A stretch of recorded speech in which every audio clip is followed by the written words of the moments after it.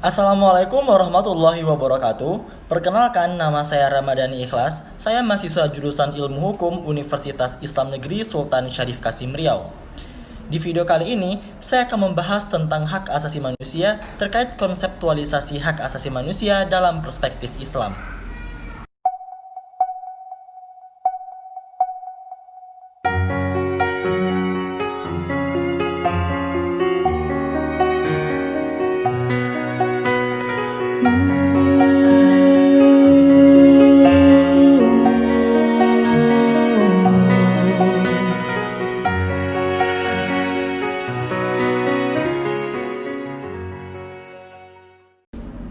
Sebelum melangkah lebih jauh, perlu kita ketahui bahwasanya hak asasi manusia secara terminologis telah dijelaskan oleh Muhammad Khalifullah Ahmad yang memberikan pengertian bahwasanya hak asasi manusia merupakan suatu hak yang melekat pada diri manusia yang memiliki sifat kodratif ataupun fundamental.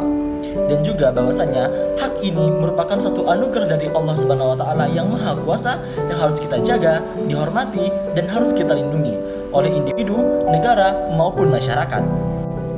Memasuki ke ranah konseptualisasi hak asasi manusia dalam perspektif Islam, bahwasanya Islam telah mengajarkan umatnya untuk menghormati dan mengakui hak-hak hidup seseorang.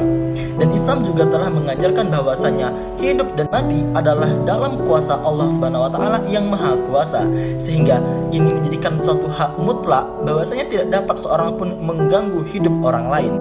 Di samping itu, Islam juga telah mengajarkan bahwa selain setiap orang harus terjamin hak hidup dan kemerdekaannya, hendaklah hak jamaah ataupun hak publiknya harus lebih diutamakan atas hak perorangan.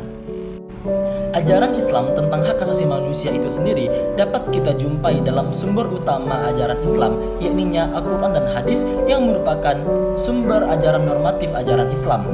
Dan juga apabila kita melihat pada tonggak sejarah keberpihakan Islam dengan hak asasi manusia, yakni pada Piagam Madinah yang kemudian dilanjutkan dengan deklarasi Kairo atau Cairo Declaration. Beberapa ayat Al-Quran yang membahas tentang hak asasi manusia seperti dalam Quran Surat Al-Ma'idah ayat 32 yang membahas tentang hak untuk hidup, dan Quran Surat Az-Zariyat ayat 19 yang membahas tentang hak untuk memenuhi kebutuhan hidup dan hak ekonomi. Adapun hak penyamaan di mata hukum, melihat keberpihakan Islam terhadap hak asasi manusia, ini terdapat dalam Quran Surat An-Nisa ayat yang pertama. Sehingga secara jelas sudah kita ketahui bahwasanya konseptualisasi hak asasi manusia dalam perspektif Islam, bahwasanya Islam sangat memiliki keberpihakannya terhadap hak asasi manusia. Melihat dari sumber ajaran utama umat Islam ini Al-Quran, bahwasanya dalam sumber tersebut telah menjelaskan secara eksplisit tentang bagaimana keberpihakan Islam terhadap hak asasi manusia, mulai dari hak hidup, hak ekonomi, maupun hak penyamaan di mata hukum. Profesor Dr. H.A. Mukti Ali dalam bukunya yang berjudul Beberapa Persoalan Agama Dewasa ini mengatakan bahwasanya agama Islam itu cocok dengan kodrat dan fitrah manusia untuk mempertahankan eksistensinya. Hal ini dikarenakan Islam sangat menjamin dan sangat menjaga hak-hak tersebut. Namun, ada hal yang sangat krusial apabila kita membaca dengan perspektif hukum Islam, melihat dari penerapan hukumnya, yang mana dalam perspektif Islam mengemukakan hukum Islam ataupun syariah dalam menjalankan sistem hukumnya. Hal ini dapat kita lihat negara-negara Islam yang ada di Timur Tengah yang menggunakan sistem hukum Islam ataupun syariah dalam penerapan sistem hukum di negaranya. Kita dapat melihat seperti contohnya adalah hukum qisas ataupun hukum balas timpal. Tangan dibalas tangan, mata dibalas mata, telinga dibalas telinga, dan nyawa dibalas nyawa. Dan tentu sumber ini berasal dari Al-Quran dan Hadis yang mereka gunakan dalam menjalankan sistem hukum syariah ataupun hukum Islam. Dan apabila kita melihat hak asasi manusia dalam perspektif barat yang lahir karena untuk memberikan hak antara raja dan baronnya, maka kita akan menemukan berbagai perbedaan melihat hak asasi manusia dalam perspektif barat dan melihat hak asasi manusia dalam perspektif Islam.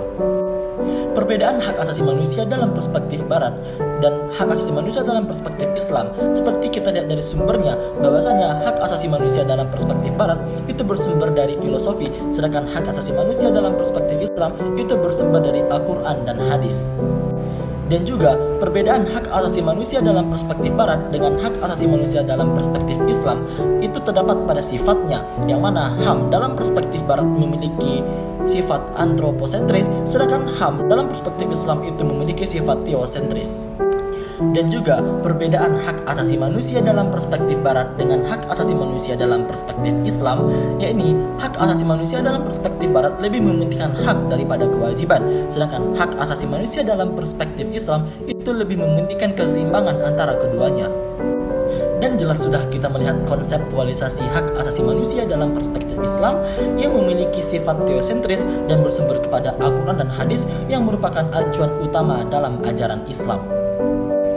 Dan saya ingin mengucapkan banyak terima kasih untuk yang sudah menonton video ini. Semoga video ini dapat bermanfaat untuk kita semua. Dan jangan lupa untuk klik like jika kalian suka dengan video ini, komen jika ada yang ingin dipertanyakan, share jika kalian merasa video ini bermanfaat, dan subscribe untuk mensupport channel ini. Sekian dan terima kasih. Wassalamualaikum warahmatullahi wabarakatuh.